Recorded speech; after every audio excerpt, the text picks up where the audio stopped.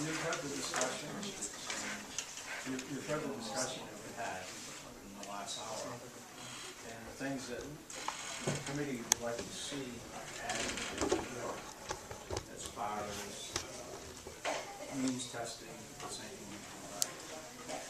What we want to know is what you require for resources if the bill as amended item goes through in order to get it implemented. We don't know how much it would cost. We don't know how many people yet we would need for the program. There are many requirements placed on the department within this bill. We stated in the fiscal note response that we can't determine until we know the scope of it, how many scholarship organizations would there be. If there's one, it makes it far easier than if there are 8. We don't know. Because in this version of the bill, now what we've been discussing on the senator's side, it says in 8B, verify annually the eligibility of expenditures as provided in the section using the audit procedure. That means to me that we have to go out and audit all scholarship organizations, every one of them. We don't have the auditors to do that. Would that bring us in any money? Not tax dollars.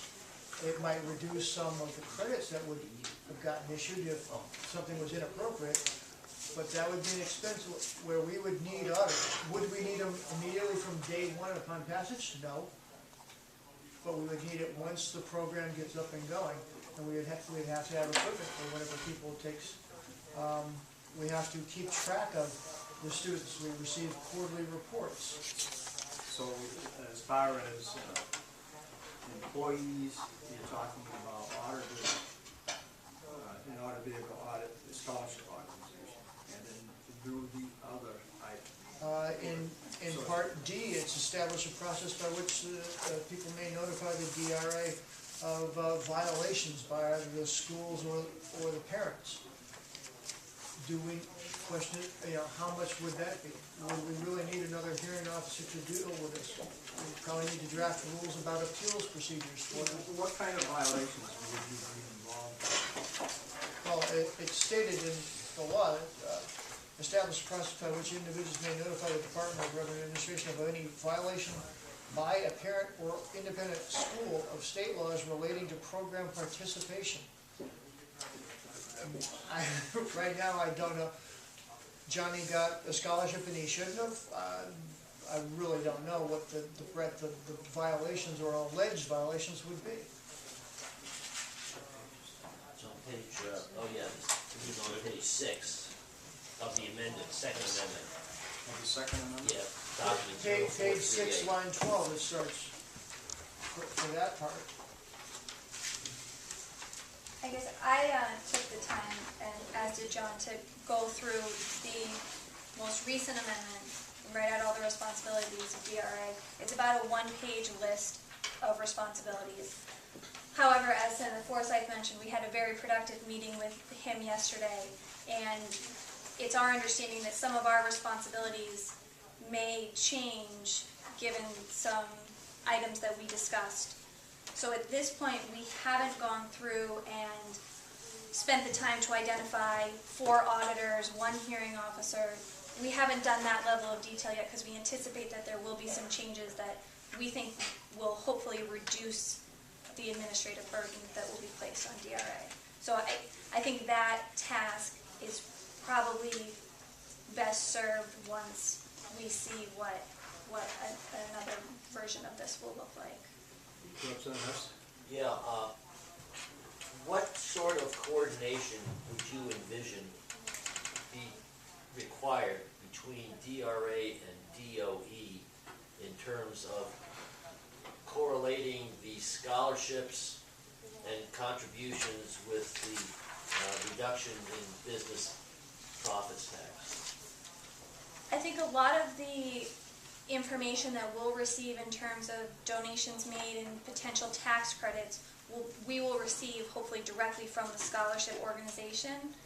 However, the auditing and monitoring of those scholarship organizations, it sounds like will fall partially on DOE and partially on DRA. There are instances where DOE is in a better position to audit certain aspects of the scholarship organization, and then there are certain times where we're in a better position. So I think the monitoring and oversight of the scholarship organizations will be where you will see the collaborative effort. Also, I would assume it would be far less of a burden administratively for DRA. If the tax credit were allowed only at the filing deadline rather than quarterly. Well, it depends on how, it would depend upon how the credit is issued. It's been contemplated, there isn't really a procedure in here to issue the credit. But we've been working really hard, unfortunately, to come up with procedures to do so, as well as the timeline that will come out. And that will make implementation easier, and it'll show that initially they should come to us and say, we're going to make X amount of donation. What would our credit be? And we would say, okay, you get X amount of credit, make the donation within, what do we say, 30 days? 30-day time frame. At that point, if they've really made the donation, and they've been granted credit, it's available. But then the scholarship organization has to expend those monies. So not until they do that and come back to us that, yes, it's really been utilized, is that credit usable by the business organization. So until they really know it's usable, they shouldn't, if they're prudent and get good accounting advice, they shouldn't use it, any amount, to offset any estimate until they know definitively this is money in the bank, so to speak. And to Representative Olam's analysis, they may, in practice, use it quarterly, but all we receive from taxpayers on a quarterly basis is essentially a coupon that says, this is what I'm paying in my estimate, and here's my money. The actual support for the tax credit and the full forms don't come in until they file a final return. So that's when the review of the support for the credit and more of our administrative or auditing function will come in. So if they did contemplate that credit being used against that estimate, we wouldn't know that until they actually filed a return a year later or so. Let me try and conceptualize this and use it with a system I'm familiar with, namely the charitable contribution deduction on my federal tax return. And it sounds like this is a lot more complicated than that. Yeah. I make my charitable contributions sometime between December 30th and December 31st every year. Like 80% of the American public, other than church. Now, I send in my check for $500 or $1,000. I get back the letter from the charity saying, thank you very much, you provided no services for this, blah, blah, blah. And I put it on my 1040, itemize them, deduct it from the amount of taxable income. Pretty simple. As I envision this, and if I'm wrong, Senator, please jump in and correct me. I make a contribution to a charity, an eligible charity. They then have to give that money away to an eligible recipient. And until they give it away, I can't claim it as an offset, a credit on my business profits tax. So I have to wait until the charity not only acknowledges receipt of the money, but confirms that they've given it to a child, and the child has actually gone to a private school. And it's only then that I can take a credit off of my business profits tax. So just to be clear, in the current legislation you have, that's not really clear. Okay. Okay, but in what we've talked In the about real world, is, it sounds like and this was the discussion we had, is we said if money's not spent, what happens? In the current legislation, it's kind of, they write a check back to the state perhaps, Right. but we're not doing that. What we discussed and what would work is wait until the money's been spent, and only then can they claim the credit. If the money doesn't get spent, then there'll be a process where the scholarship organization writes a check back to the business and says, this is how much of your money we expended, this is how much we didn't expend, here's your check. They give the same report to DRA, and then DRA knows how much they can claim in credit. And there's one other wrinkle I have here, and that is, don't you actually have to wait until the school year is completed to confirm that the school district that has lost their adequacy grant doesn't re-incur that burden, like in March? Like my youngest son went away to private school, and he was happy for about 3 days.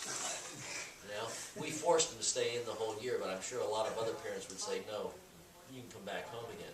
So what happens if a child qualifies, gets a scholarship, starts in private school, okay, after the March 15th filing deadline, decides he's coming back home and going back to public school?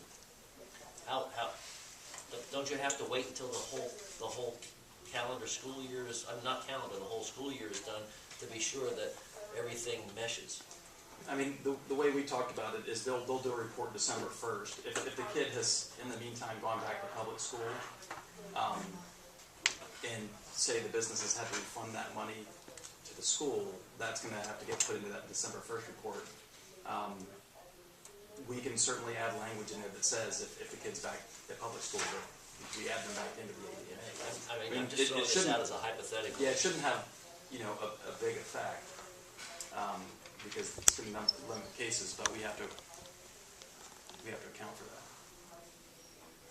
It sounds like you guys are working on simplification that would be mutually beneficial and mutually desirable.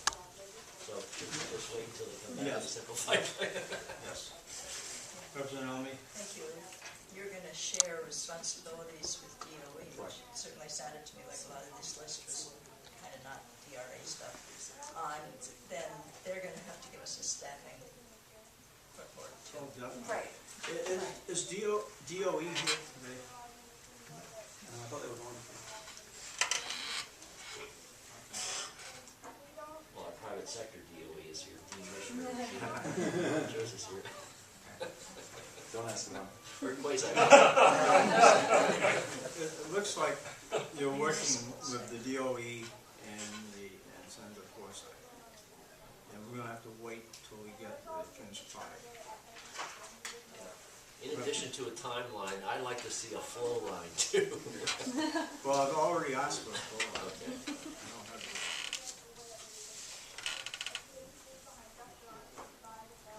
I think this is Anything else from the going to make committee? the U.S. Army look simple. Representative Holmes? Yeah, at some point I'd like to have somebody comment on the sheet that was passed out. I can actually comment on Representative Ohm's analysis. So that'll be fine because we don't have anybody from the DOE either. I obviously don't want to comment on DOE's comments, but I did review your analysis, and I think the only point that was missing is what Representative Hess just brought up about charitable deductions or charitable contributions also being allowed to be deducted from federal taxable income. So in your example with the $10 million donation to the scholarship organization, that $10 million is also a deduction for federal tax purposes. And so let's say the business had $20 million in federal taxable income prior to the contribution. They made a $10 million contribution. Now their federal taxable income is $10 million. That's our starting point for our BPT. So in addition to the $9 million in tax credits, you also have the $10 million deduction at the BPT rate of 8.5% would be about $850,000. So in the end, it would be $9,850,000 would be the total revenue impact. It's kind of a small point, but just understanding how things flow federally to the state return.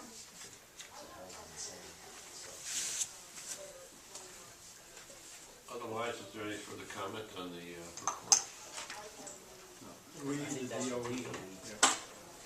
Senator Forsyth? In terms of comments on the representative's flow chart, if you guys could confirm what I was saying was correct, that the way we're written and the way we're going to rewrite it is the tax credits and the reductions in adequacy happen in the same fiscal year. Although I guess you can't really comment on the DOE side, but. The usage of tax credits is always in the next year, unless they, as you said, reduce the estimates. They don't reduce the estimates, they don't claim it I against, mean, in the same fiscal year, I'm sorry. okay, fiscal year, yes. So there's not this $10 million startup cost this fiscal year for next fiscal year. I don't believe so. I think that'll be clear once we lay it out on the timeline. Well, we hope that you can help them simplify this. The legislation will be more complex, their job will be simpler. Right. Yes. All right, Nancy, the committee has some information they'd like to see from you, as being a researcher. Thanks. Thank you. You guys do your real job.